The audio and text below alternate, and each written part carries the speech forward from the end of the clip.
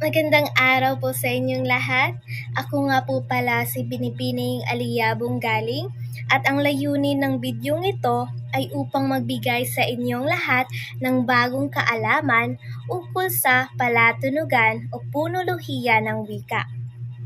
Sa mga hindi nakakaalam, ang palatunugan o punolohiya ay isang makaagham na pag-aaral sa mga espesikong tunog ng wika at ang pinakamaliit na unit ng tunog ng wika ay tinatawag bilang ponema.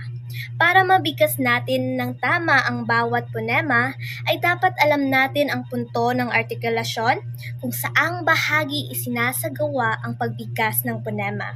At paraan ng artikulasyon naman ay paraan ng pagpapalabas ng hangin at makikita nyo dito ang punto at paraan ng artikulasyon.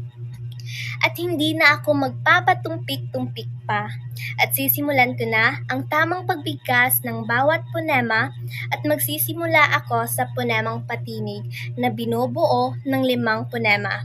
At ganito ang tamang pagbigkas ng ponemang patinig. A, I, U. Uulitin ko. A, I, U.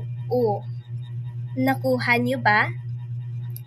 At ngayon, ibibigkas ko naman ang ponemang katinig na binubuo ng 16 na ponema at nabibilang na doon ang impit na tunog.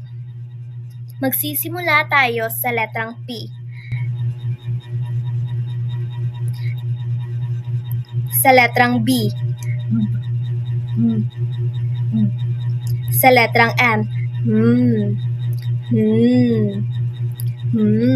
Sa letrang W. Wa.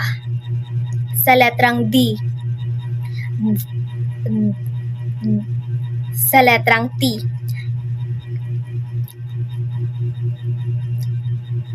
Sa letrang L.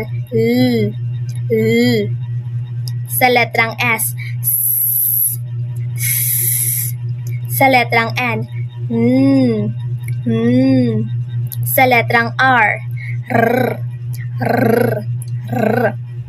Sa letrang Y. Sa letrang K. Sa letrang G. Sa letrang NG. Sa letrang H. At dito lang po nagtatapos ang bidyong ito. At salamat sa panonood.